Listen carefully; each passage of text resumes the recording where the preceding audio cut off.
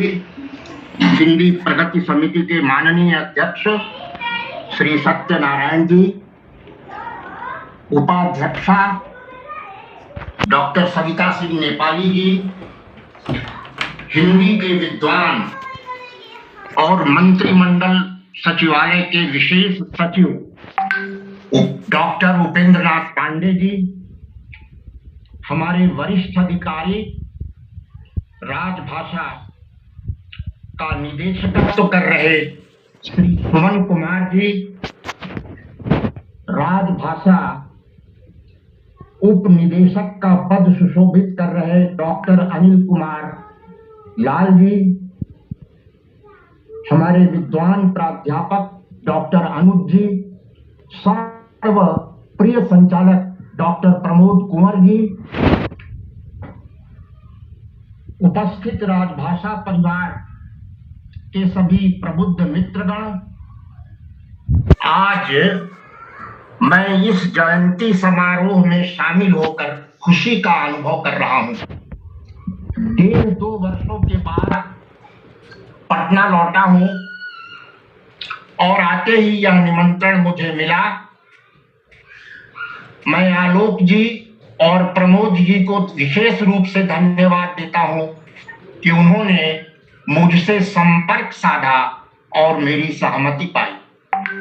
मुझे बहुत खुशी हो रही है इस शुभ आयोजन में शामिल होकर, और आपके 2 अधिकारी, मंत्रिमंडल सचिवालय राजभाषा विभाग के जो 2 अधिकारी हैं, डॉक्टर उपेंद्र नाथ पांडे जी, उनसे तो मैं पहले से परिचित हूं, लेकिन सुमन कुमार जी जो निदेशक का कार्यभार देख रहे हैं, संचालन कर रहे हैं राजभाषा विभाग का, इन दोनों का नाम साहित्यकारों का नाम है। एक तो उपेंद्र नाथ अश्क और शिवमंगल सिंह सुमन, ये दोनों साहित्यकार हैं और ये प्रमुख साहित्यकार हैं हिंदी साहित्य के। आज यह एक विशेष आयोजन मैं मानता हूं, क्योंकि भारतेंदु ने हिंदी में आधुनिकता को जन्म दिया। मैं उन्हें भी श्रद्धांजलि देता हूं और केदारनाथ मिश्र प्रभात के प्रति अपना विचार विनम्रता पूर्वक प्रकट करता हूं, और आप सबके प्रति आभार, सबके प्रति धन्यवाद, राजभाषा परिवार को बधाई ऐसे आयोजन के लिए।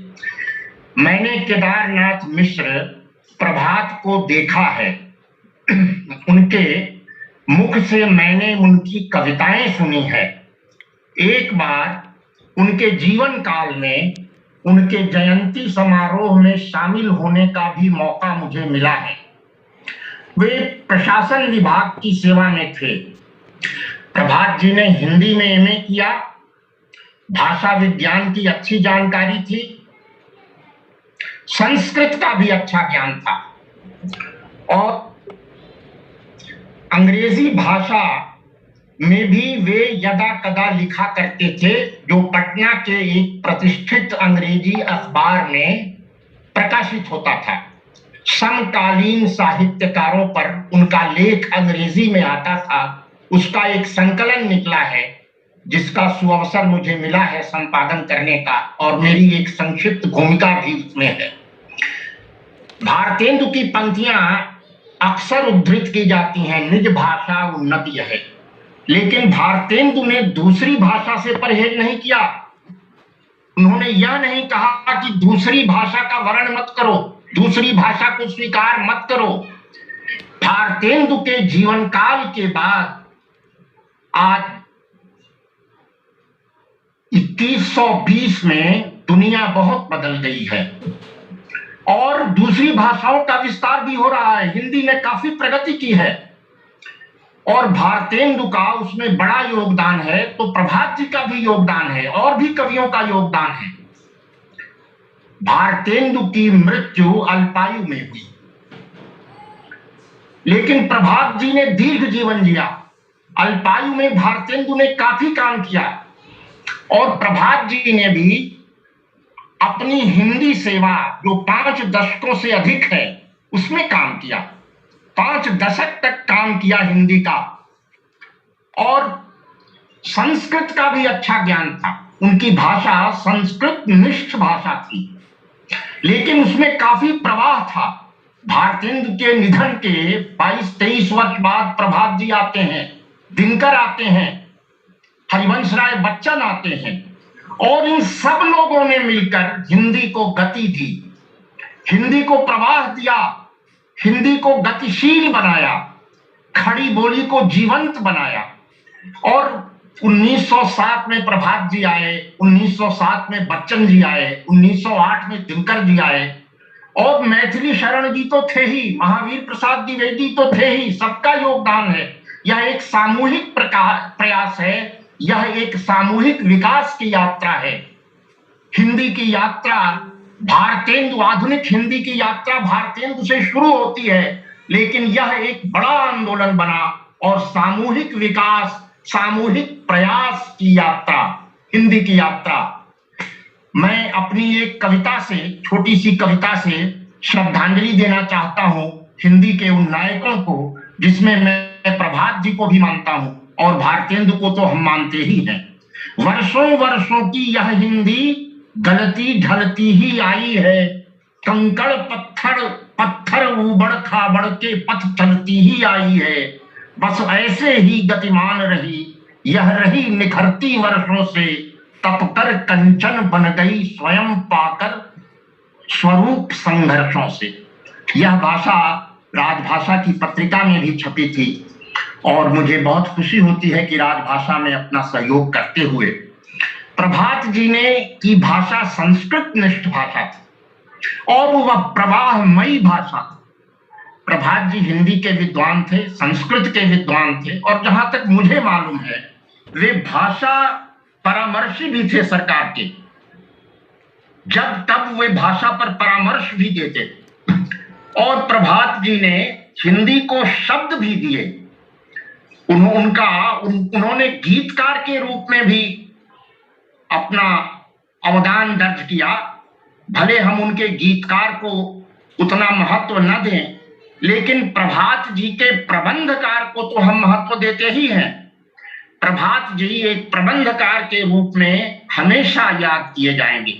वो समय था जब दिनकर जी, प्रभात जी दोनों प्रबंध लिखते थे, रश्मि रथी हो या प्रभात जी का कर्ण हो, दिनकर जी की रश्मि रथी पुस्तक हो, कुरुक्षेत्र हो, और लोग पढ़ते थे पाठ्यक्रमों में। प्रभात जी की भी पुस्तक तप्तगृह, जो एक प्रबंध है, वह पुस्तक पढ़ाई जाती थी।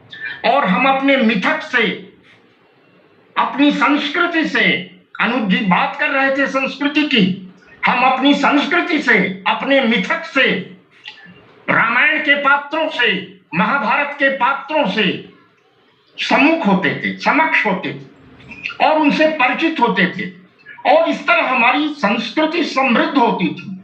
कैकेयी पर प्रभात जी ने एक प्रबंध काव्य लिखा। मैथिली शरण जी की पंक्ति तो बहुत प्रसिद्ध है।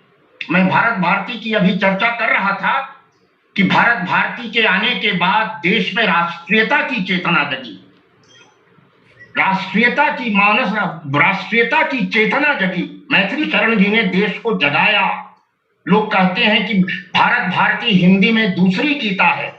एक का पाठ तो श्री कृष्ण ने किया था कुरुक्षेत्र में, और दूसरा मैथिली शरण जी ने रचा दूसरा काव्य भारत भारती। तो ये सब सामूहिक प्रयास है हिंदी की यात्रा में, हिंदी के प्रवाह में।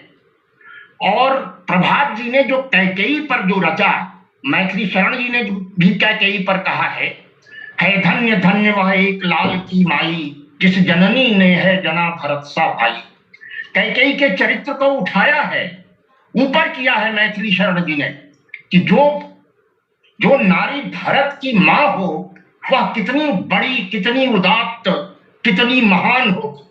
और भरत ने सत्ता को त्यागा, राम को आदर्श माना, और वस्तुतः राम के हाथों में उन्होंने सत्ता दी खड़ाऊ रखकर, और सत्ता से अलग रहे एक प्रकार से। यह भारतीय संस्कार और भारतीय संस्कृति है जिसको मैथिली शरण जी ने भी दिखाया, और कैकेयी के कुत्सित चरित्र को प्रभात जी ने ऊपर उठाया, उभारा। और कैकेयी उसमें कहती है, देखिए भाषा देखिए, वैधव्य मुझे स्वीकार राष्ट्र की जय हो। देखिए, ये राष्ट्र की कल्पना कर रहे हैं प्रभात जी। राजनीति शास्त्र में राष्ट्र की क्या कल्पना होती है आप सभी जानते हैं, और ये यूनिटी की कल्पना है, एकता की कल्पना है। वैधव्य मुझे स्वीकार राष्ट्र की जय हो। नारी के लिए कितना दुखद होता है वैधव्य, लेकिन प्रभात जी ने अपनी कलम से कैकेयी के मुख से यह पंक्ति कहलवाई है कि वैधव्य मुझे स्वीकार राष्ट्र की जय हो, दासत्व मुझे स्वीकार राष्ट्र की जय हो। और मुझे ठीक स्मरण है तो शायद कैकेयी ने राम को प्रेरित किया कि राम, तुम रावण के विरुद्ध युद्ध करो। वह माता कितनी बड़ी है जो वैधव्य को स्वीकार करती है और राष्ट्र की जय करती है, जो दासत्व को स्वीकार करती है, दासता को स्वीकार करती है और देश की जय करती है। यह संस्कार, यह संस्कृति हिंदी के माध्यम से प्रभात जी ने, गुप्त जी ने भी, मैथिली शरण जी ने भी दिया। और प्रभात जी ने राष्ट्रीय चेतना की भी कविताएं लिखी। भारत भारती के आने के बाद, माखनलाल जी की कविताओं के बाद और राष्ट्रीय चेतना के जागरण के बाद 20वीं शताब्दी के आरंभ से एक हलचल शुरू हुई देश में, जो बाद में जलियांवाला बाग और फिर महात्मा गांधी का असहयोग आंदोलन और फिर आगे चलकर भगत सिंह, राजगुरु और सुखदेव को सूली पर चढ़ाया गया। तो प्रभात जी भी इससे अछूते नहीं रहे। उन्होंने राष्ट्रीय चेतना की कविताओं का एक संग्रह निकाला, ज्वाला, जिसकी भूमिका पंडित बालकृष्ण शर्मा नवीन ने लिखी थी। प्रसिद्ध कवि पंडित बालकृष्ण शर्मा नवीन, एक हिलोर इधर से आए, एक हुलोर उधर से आए, कभी कुछ ऐसी तान सुनाओ।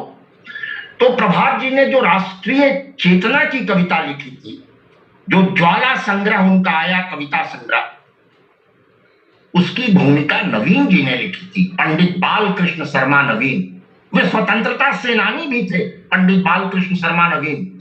लेकिन प्रभात जी को कोप भाजन पढ़ना पड़ा ब्रिटिश सरकार का। ये 1928 की बात है, जब प्रभात जी की उम्र 20 वर्ष की थी।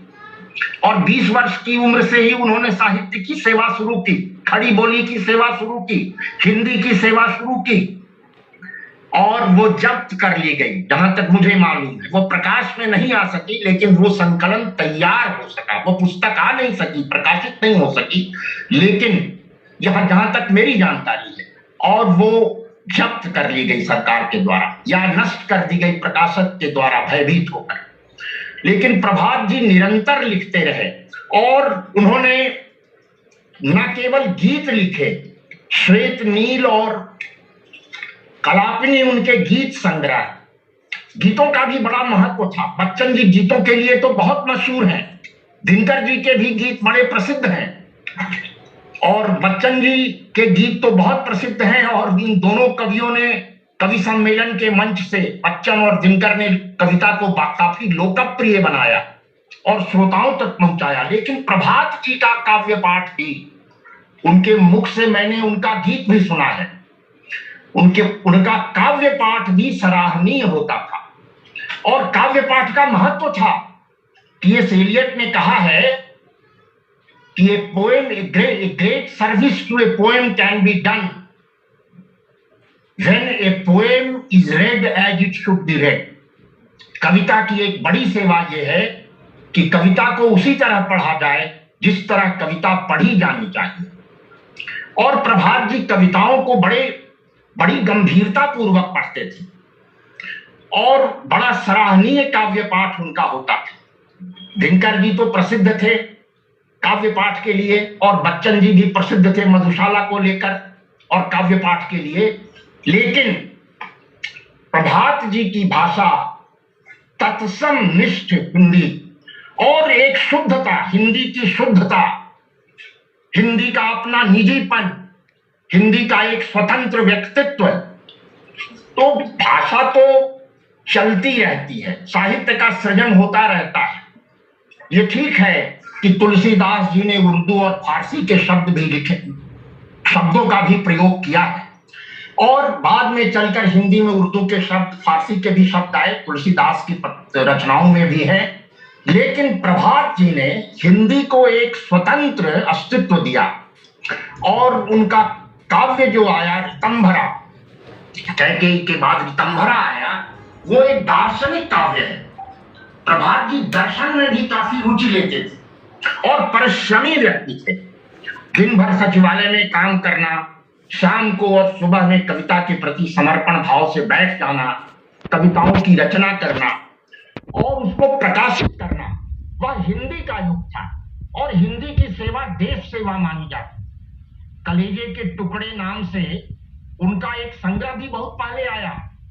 ये षटपदियां हैं प्रभात जी की, षटपदियां, और उनका अपना महत्व है।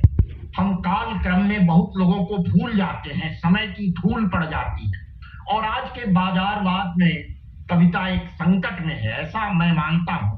लेकिन प्रभात जी की जयंती राजभाषा नियमित रूप से अनेक रचनाकारों की, प्रभात जी की भी, आरसी बाबू की भी, बच्चन की भी, निराला की भी, कई लोगों, राजभाषा विभाग कई लोगों को याद करता है, उसके परिवार के सदस्यगण याद करते हैं। ये एक बड़ा काम है और बिहार में ऐसा काम केवल राजभाषा विभाग कर रहा है, जो गंभीरता पूर्वक कर रहा है, और ऐसा कहने में मुझे कोई संकोच नहीं है। मेरा अनुभव है, कई वर्षों का अनुभव है और मैं इस अनुभव के आधार पर कर रहा हूं। और प्रमोद जी तो संचालन के क्रम में बहुत सारी सामग्री दे देते हैं वक्ताओं को। मुझे भी कुछ सामग्री मिल गई प्रमोद जी से। और उनका जो ऋतंभरा काव्य है वह मानवता की भलाई का काव्य है, वह एक दार्शनिकता है, उसमें एक चिरस्पर्श संग्रह है प्रभात जी का, चिरस्पर्श, वो आध्यात्मिक कविताओं का संग्रह है। और प्रभात जी ने गद्य में भी लिखा, बालकों के लिए भी लिखा, किशोर साहित्य भी लिखा और उसकी रचना की। एक कविता संग्रह कंपन के नाम से भी आया और कंपन एक दार्शनिक कविता संग्रह। दर्शन के बिना तो दर्शन हो, चिंतन हो। अनुज जी बता रहे थे कि कविता के लिए कोई विषय अगेय नहीं है। सचमुच कविता के लिए कोई विषय अगेय नहीं है। यह दिनकर जी की एक पंक्ति है, काव्य पंक्ति, कि कविता के लिए कोई विषय अगेय नहीं है और कवि अपने अपने ढंग से लिखता है, शब्दों से, बिंबों से, उपमा से, उपमानों से, उपमेय से, छंद से भाषा को, साहित्य को जीवन प्रदान करता है, गति प्रदान करता है। प्रभात जी ने भी ऐसा किया, भारतेंदु ने भी ऐसा किया। भारतेंदु तो शिखर पुरुष हैं, वहीं से शुरू होता है आधुनिक हिंदी कविता का इतिहास। और 1857 की क्रांति की बात कर रहे थे अनुज जी, तो प्रभात जी ने भी राष्ट्रीय चेतना की बहुत सारी कविताएं लिखी और उनकी एक कविता का एक पंक्ति मुझको याद है जो भारत के बारे में है, राष्ट्रीय चेतना की कविता है। इसकी भाषा देखिए, निकला ऋषि अमरत्व तेजले वह तो भारतवर्ष था। यह एकदम परिशुद्ध हिंदी और उस समय प्रयोग कर रहे हैं जब 20 के दशक में, आज से 100 साल पहले 1920 के दशक में। और प्रभात जी ने, मुझको जहां तक मालूम है, एक भाषा शास्त्री के रूप में भी, उन्हें भाषा विज्ञान का भी अच्छा अनुभव था, ज्ञान था, और एक भाषा शास्त्री के रूप में भी उन्होंने अपना अवदान सरकार को दिया समय समय पर। ये बात मैं अपनी स्मृति से कह रहा हूं और शायद ये जनता भी अपना अवदान देती है भाषा में। जनता की प्रयोगशाला में भी भाषा बनती है, बोलचाल से भाषा बनती है। प्रभात जी ने कुछ वैसे शब्द भी लिए, जैसे कर्ण की एक भाषा देखिए, बोलचाल की भाषा है। प्रभात जी का जो कर्ण है, वो कर्ण, अब बहुत देर हो चुकी जनार्दन, कृष्ण से कहा जा रहा है, बहुत देर हो चुकी जनार्दन अब न बुझेगी ज्वाला, जिसमें कहीं कोई कठिनाई नहीं है, आम लोग भी ये समझ सकते हैं। तो प्रभात जी का अवदान भाषा के विकास में, भाषा की उन्नति में और काव्य पुस्तकों के द्वारा, शब्दों के प्रयोग के द्वारा, बिंबों के द्वारा, उपमा उपमानों के द्वारा, मिथकों को लाकर अपने समकालीन पाठकों के समक्ष मिथकों को लाकर, कैकेयी के चरित्र को लाकर, कर्ण के चरित्र को लाकर प्रस्तुत किया और भाषा को समृद्ध बनाया, साहित्य को समृद्ध बनाया। साहित्य भाषा का एक पक्ष है और प्रभात जी ने छंद में ही प्रायः लिखा, और उनका छंद सधा हुआ छंद था, वो छंद में ही प्रायः लिखा। आज दुख की बात है कि छंद की कविताओं पर लोग अलग अलग प्रश्न उठा रहे हैं, लेकिन छंद की कविता कभी मरने वाली कविता नहीं है, मेरा ऐसा मानना है। और हमारे तुलसीदास जी के मर्मज्ञ बैठे हुए हैं डॉक्टर उपेंद्र नाथ पांडे जी, तुलसीदास की अनेक पंक्तियां इनको कंठाग्र हैं, और तुलसीदास आज इसलिए भी जीवित हैं कि तुलसीदास जी छंद के कवि हैं। वो विनय पत्रिका के कवि हो, रामचरितमानस के कवि हो, कवितावली के कवि हो, लेकिन तुलसीदास जी इसलिए जीवित हैं कि वे शुद्ध छंद के कवि हैं और जनमानस के कवि हैं। प्रभात जी भी छंद के कवि हैं, उनकी छांदसिक कविताएं कभी मरने वाली कविताएं नहीं है, और छंद साहित्य को बहुत बड़ी देन है। आप भले इसको व्याकरण से देखें अनेक अलग अलग छंदों में, लेकिन छंद साहित्य में बहुत बड़ी देन है, और ये सबके वश की बात नहीं है। जिसका अभ्यास किशोरावस्था में होता है वही छंद लिख सकता है। प्रभात जी की स्वाभाविक रुचि थी हिंदी के विकास में, और उन्होंने कुछ अंग्रेजी शब्दों का भी अनुवाद किया। प्रभात जी का पैतृक आवास मेरे ही कदम कुआं मोहल्ले में है जहां मैं रहता हूं, और मैंने प्रभात जी के पिता को भी देखा है। और प्रमोद जी चर्चा कर रहे थे उनके अग्रज जगन्नाथ जी की, उनको तो मैंने नहीं देखा है, लेकिन प्रभात जी को कई बार देखा है, और उनके सुपुत्रों से मेरा संपर्क भी रहा है। एक पुस्तक संवर्त भी है। प्रभात जी ने गीत संग्रह लिखे और प्रबंध लिखे, आध्यात्मिक कविताएं लिखी, सांस्कृतिक गीत नाट्य भी लिखा प्रभात जी ने, और विपुल मात्रा में लिखा, विपुल मात्रा में रचना की प्रभात जी ने। अपने समय के एक प्रभावशाली व्यक्तित्व थे पंडित केदारनाथ मिश्र प्रभात, और उन्होंने अंग्रेजी भाषा का भी अध्ययन किया था। मैंने कहा ना, उन्होंने रामलोचन शरण जी पर भी एक लेख लिखा, जिसकी जयंती आप मनाते हैं शायद फरवरी में, तो उन पर भी अंग्रेजी में एक लेख लिखा था, उसका संकलन आया है, उस पर मैंने एक छोटी सी भूमिका लिखी है। तो प्रभात जी विविध आयामी व्यक्ति थे, बहुरंगी व्यक्तित्व के व्यक्ति थे, और हिंदी के प्रति समर्पित थे। प्रभात जी हो, बालकृष्ण शर्मा नवीन हो, मैथिली शरण जी हो, शिवमंगल सिंह सुमन हो, ये सभी लोग हिंदी को आगे बढ़ाने में इन सभी लोगों ने बड़ा योगदान किया है और बड़ी भूमिका निभाई है। हिंदी कविता का जो इतिहास इतना समृद्ध है, विशेषकर उत्तर छायावाद का, हिंदी के छात्र प्रमोद जी भी रहे हैं और डॉक्टर उपेंद्र नाथ पांडे जी भी रहे हैं। उत्तर छायावाद की सेवा तो बिहार के कवियों ने बहुत की है, उसमें प्रभात जी का नाम अग्रणी है। और साहित्य की सेवा भाषा की सेवा है, सरस्वती की सेवा है, शब्दों की सेवा है, शब्द व्यापार की सेवा है, चिंतन की सेवा है, अनुशीलन की सेवा है, कल्पना की सेवा है, कविता की सेवा। तो प्रभात जी के काव्य में कल्पना से अधिक अनुशीलन है, कल्पना से अधिक चिंतन है। मैं आप सब विद्वानों के साथ एक अत्यंत साधारण वक्ता अपना विचार रख रहा हूं, इसका मुझे गर्व है। और आज 11 सितंबर है, पंडित केदारनाथ मिश्र प्रभात का जन्मदिन है। आज आप भारतेंदु की भी जयंती मना रहे हैं। इन दोनों मनीषियों की जयंती मनाने से एक राष्ट्र भाव भी जन्म लेता है, एक राष्ट्र भाव भी जन्म लेता है। और आज के समय में जब आप देख रहे हैं कि राष्ट्रों पर कितना संकट है, विश्व की राजनीति किस तरह हो गई है, तो प्रभात जी की दार्शनिक कविताएं भी बहुत काम की कविताएं। और दर्शन के बिना तो सब कुछ सुना है, बुद्ध का दर्शन ही तो मुख्य है, चिंतन ही तो मुख्य है। शब्दों में दर्शन न हो, शब्दों में चिंतन न हो, शब्दों में चित्र न हो, शब्दों में जीवंतता न हो, कवि तो शब्दों का गायक होता है, उन्नायक होता है। प्रभात जी भी शब्दों के गायक, शब्दों के उन्नायक और हिंदी को उन्नति देने वाले हिंदी के उन्नायक थे। उनकी सेवाओं को हम याद करेंगे, आज भी करते हैं, आगे भी याद करेंगे।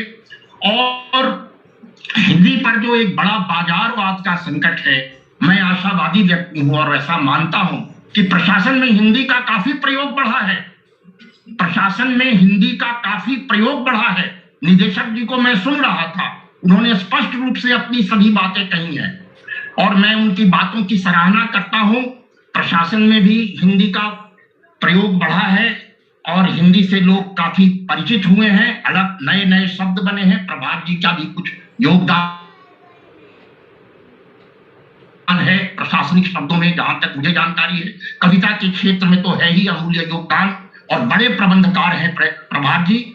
मैंने कुछ प्रयास किया है कि आवंटित समय में अपनी बात कह दूं। आप सबको धन्यवाद, प्रणाम और आभार।